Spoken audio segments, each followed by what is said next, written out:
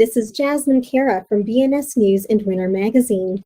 We're joined today by Isabella Baboury.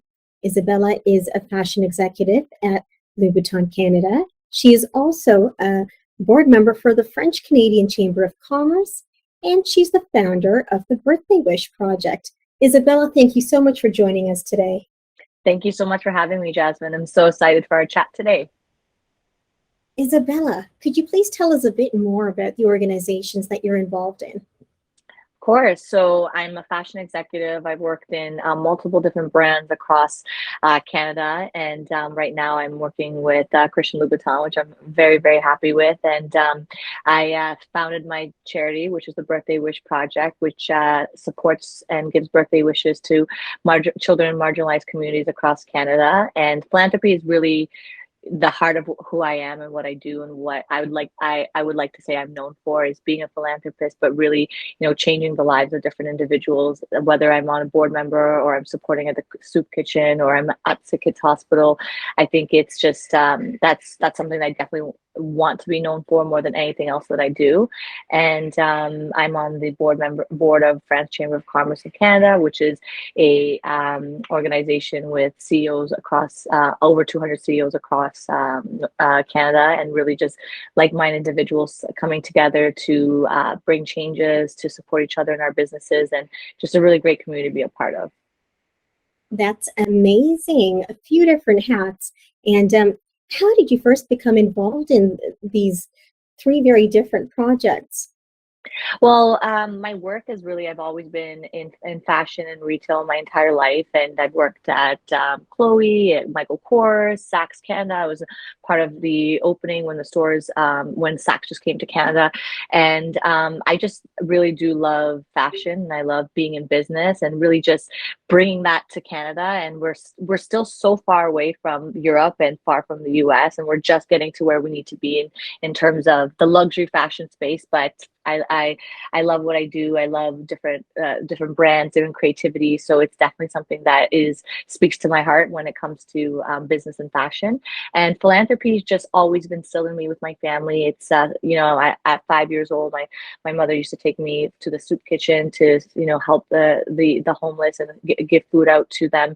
And that was just a tradition that we would always do. And that's kind of where my philanthropy kind of started there. And I've just been volunteering ever since a very young age. And now I'm on the board of about 7 different organizations for different charities, and founded my own. So I just it's just following your passion and following what you love to do, but also you're making a difference in individuals' lives. And where I am in my career right now, both personally and professionally, the most important thing is, what are my intentions before I do anything? What is the intention behind it? And is there a mutual ROI, and not just, monetary value, but my time and investment in that individual? Does it make sense? And does our morals and values align? And I think that's where the secret to my success is, going in the rooms that you feel passionate about and you belong in, and that, you can make a difference in. That's a very young start in the world of charity and giving back. Yeah, I think for me, it's a natural instinct to want to be a part of that, to want to give back, but also it gives me so much joy to see another child be able to go to university, or be able to celebrate their birthday, or be able to be taken from a abusive home and given a better environment, or be able to, I'm a part of Youth for Change, and it supports children in the creative arts. So, if someone wants to be a photographer, a DJ, a fashion designer, we really support them and give them the tools to do so. So I think knowing in my life that there's lives that I've impacted means more to me than anything else I've ever done in my career.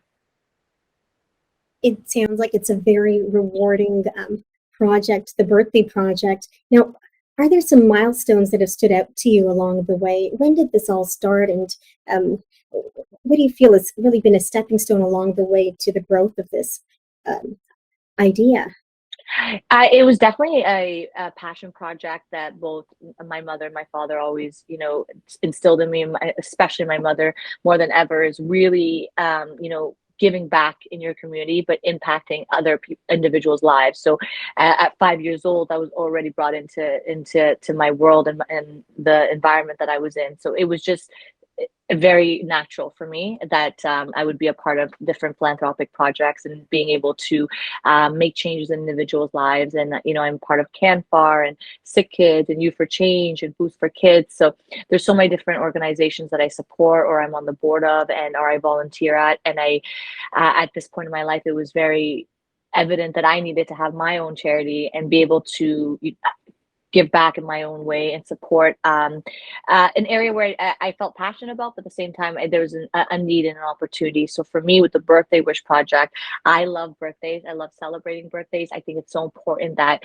even just celebrating that individuals, that the fact that they're alive, the fact that we are so happy, you're so loved, and we're celebrating your birth and we're celebrating your existence. And I've seen that the light just let in children when you say happy birthday or you have a birthday cake for them, or you take them on an experience for their birthday. And it may seem so small, but when you're from a marginalized community, or when you're from, you come from areas in communities in the country where you, a birthday is out of the question, when let alone you can't put food on the table, or asking for $10 to go see a movie is out of the question because they need that money to pay the rent, or whatever it may be, whatever the circumstances are. And I really wanted to start an organization, a charity, to give birthday wishes to kids. And it's been so rewarding and fulfilling. And one individual asked to go to the CN Tower with her mother, and that was it's something so small, but it's I want to go to CN Tower with my mom, and that's my birthday wish, and that's the experience that I'd want. And it's just so rewarding and fulfilling to be able to give these opportunities to these children, but also the credit goes to the parents. So it's not, the Birthday Wish Project is surprising you. It's the parents are surprising you. So the parents feel good about it, that they're able to do something for their child, but also, that child is like just so grateful for a Barbie doll, or going to the CN Tower with their mom, or a birthday party with their classmates. So whatever it may be, and whatever wish they had. And really 99.9% of them really just asked to have an experience with their family, or just just have a cake with their family. So it's really been humbling and rewarding. But to make these kids feel special gives them so much confidence and hope and motivation to feel loved and supported in their life. My goodness. And how do these wishes get fulfilled? Was that what you were mentioning earlier, the network of partner charities? Yeah, so we partner with other organizations, and also partner with community centers across Canada, and social workers, and just a team of different individuals who really bring forward different families or children that would like the support or need the support, or would like to put them forward. So we really just work with multiple organizations and individuals to find these marginalized communities, these children that really would be in need of this. That's a great lesson on partnerships. That's a question we typically ask because, of course, this is a mentorship publication. So that's something to keep in mind to anyone who's looking to start something for a cause that they believe in. Yeah. So it's so important it's really, really important to partner with other organizations. And something with the Birthday Wish Project that a dear friend of mine gave me the idea actually is, you don't just stop there. It's you're giving them the birthday wish, but you're also figuring out why is it that they are not able to, put food on the table, or be able to, afford a present or a cake for their child. And it's really dissecting that and saying, okay, so how can we get them to the food shelter program, or how can we get them clothing, or supporting them financially with the rent, or whatever it may be, supplying them with different resources so that they can continue their life in a more positive direction, and be able to move forward and get the support they need. And many families, a lot of them are immigrants, are new to Canada as well, who also don't know that these services are available. So really just opening their eyes to different opportunities and be able to help them out. I think you're only as powerful as your network and your team, and you can't do it alone. So really getting that support from the community and different organizations across Canada has been the best support and success to the Birthday Wish Project. That brings on my next question. How do you bring awareness to this charity? Which strategies or platforms have you found to be particularly helpful? Social media is the most powerful weapon we can use right now, and it's bigger, better than ever. And I'm so privileged and lucky to be alive in the era that we are, that we're given these tools and these platforms free of charge to be able to promote whatever you're doing. So, Twitter, Instagram, Facebook has been such a help. And also the community and my friends and family and everyone that, follows me on social media has been such a great support, and just posting the Birthday Wish Project and having everybody else repost it and getting that awareness out there, whether it's just through people following and understanding what the Birthday Wish Project is, or just sending donations or volunteers, whatever it may be.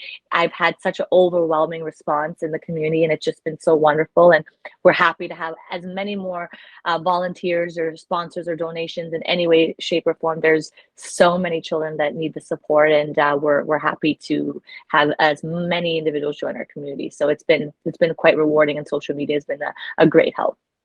So social media, share, reshare. We will be happy to share and reshare any. Yes, LinkedIn, another one that I forgot is LinkedIn is so amazing.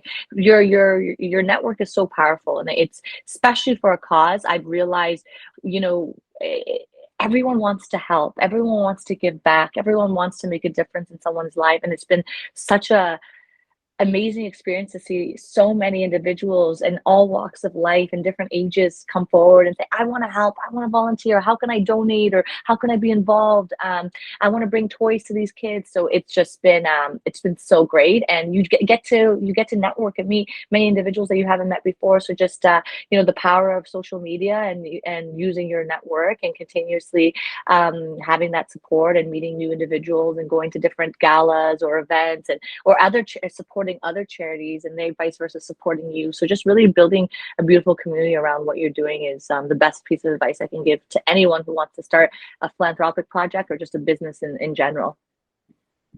That is great advice, networking. Now, speaking of contributions, we have a lot of younger viewers as well. And is there a way that participants of any age can help out for this initiative on birthdays? Yeah, of course. So we do have a volunteer option on our website. So you can go on our website and click the volunteer option and submit an application and choose the area of the category you'd like to support in. So whether it's being asked to be part of the board of directors, or volunteering in any of our events, or supporting in any of the projects that we have going on. So we are never going to deny anyone. So we'd love to have as many individuals support us and go on our website or go on our Instagram and just reach out, and we're happy to have as many volunteers as possible. The links for all of this should be in the description that this video is posted with, so do visit those links if you're interested in volunteering. Now, some questions about the fashion and retail industry. Of course.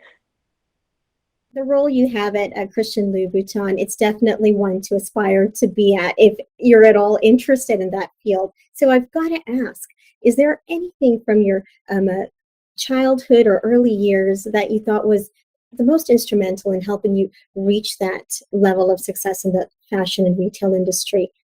Yeah, I would definitely say my biggest advice is never be afraid of any opportunity. Don't think that it's I don't know how to do it, or I don't have experience. Really believe in yourself and your passion and your skills that And I remember I was 18 years old and I applied for a manager position at I was 18. I applied for a manager position at a store called Costa Blanca back in the day, and it's no longer available. But she looked at me and she's like, you're 18 and you've only worked at Best Buy before and done some assistant manager roles, but not in this capacity.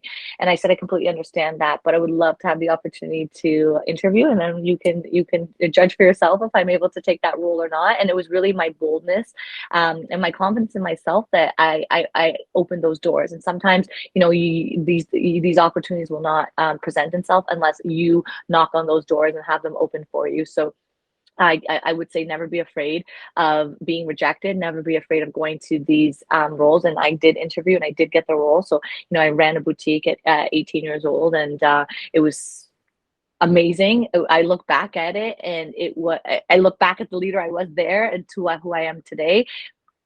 Huge contrast, so much growth, but ultimately it was the stepping stone to where I am today. And if I didn't believe in myself, or I wasn't brave enough to say, give me that chance, give me that opportunity, and if 100 doors close and one opens, that's that one door, that's all you need. And never get discouraged, because let me tell you, I sent my resume to probably 30 different companies, and one gave me that opportunity. And I'm so grateful for my mentor and leader at the time to give me that chance. And it is why I am here today, because I realized how much I love fashion, how much I love business, how much I love leading a team. And it just started from there. And I went to different companies and brands and just grew myself and my network. And I made a name for myself in the industry. And I think the most important thing is guard your reputation with your life, and everything that you do, give it 110%. But you need to believe in yourself and know what you want, and always go to a company that you resonate with their morals and values. It's so great to be like, oh, I want to work at Gucci or Dior or Chanel or wherever you want to work at, or Zara, or Aritzia, but is that something you want to do, or is that just you just want a paycheck? And ultimately, if it's a career path that you're looking for, remember, it starts at such a young age, and all of those little whether it's a part-time job, whether it's a full-time job, they all are stepping stones to where you are today. So really ensure that those values align with your values, and that you're passionate about what you do, because if you're not, you won't go as far as you'd hope to go. And I think for me, I was good at it naturally. I found my niche, and I love what I did. And I was the hardest working person in the room every single time. And it's got me to where I am today. And it's been such a rewarding experience and career path so far. Those are words to live by. That definitely explains your well-rounded success. And I've got to ask, I mean, I know you're a very busy professional. How do you find the time to balance the different projects and roles and hobbies and interests maybe at the same time?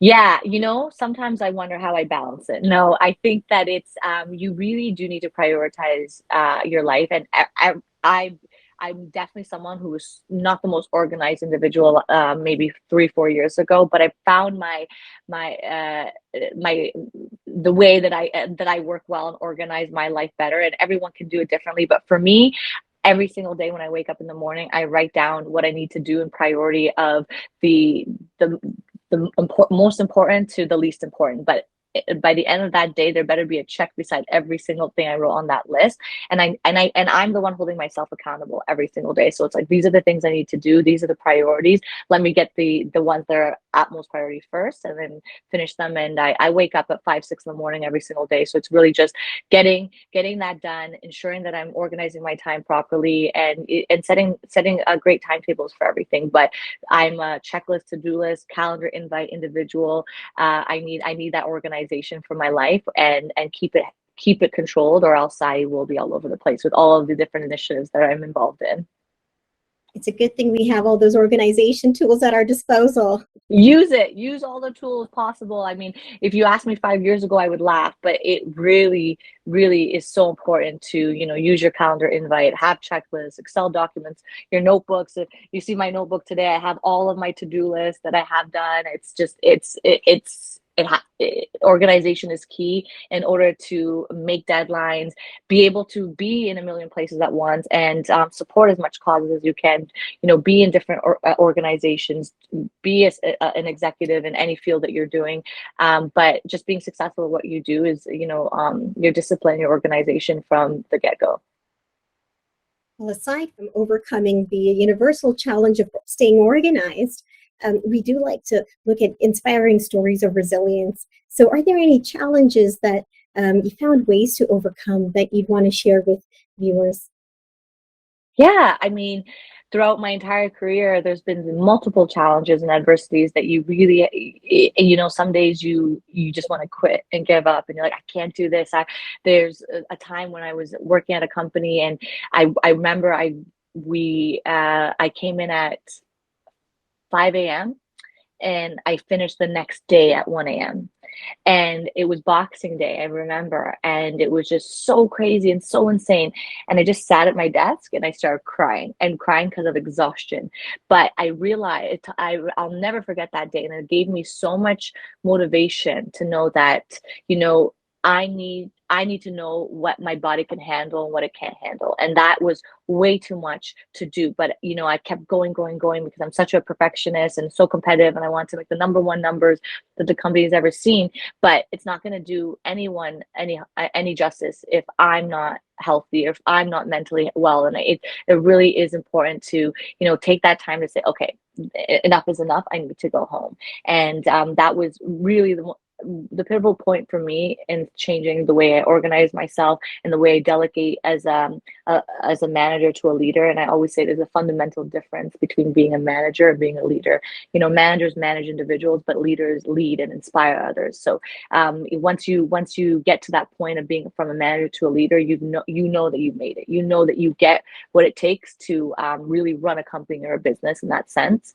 And then also just the last couple of years with COVID has been so challenging with, inspiring your team, going through all of these obstacles, being able to come up with different solutions and ideas to continue your businesses, whether it's philanthropy or your day-to-day job. I think that it's been a very interesting time, but also a rewarding time to be able to really connect with your team, with your clients, and figure out new ways to give your clients and your customers an experience, and also be able to support different initiatives and charities with while staying safe and dealing with all of the obstacles we had with COVID. I would not want to be in retail on Boxing Day. That story stayed with me, and I think a lot of those are watching right now. Now, Yeah. do you have any plans for the future in mind for the Birthday Wish Project, or even personal aspirations?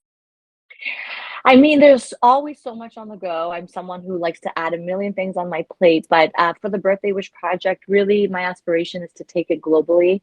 Really right now it's within Canada, but I would hope the next 2 to 5 year game plan is to support children all over the world. And I cannot wait for that moment to say, we are in 10 different countries, and we're giving birthday wishes to someone in Yemen or in Nigeria or in Thailand or wherever it may be, and supporting marginalized communities across the world. I think that's the next big project, and getting the Birthday Wish Project to that point after we establish ourselves in Canada and really grow from there. But also just really supporting multiple initiatives of different charities.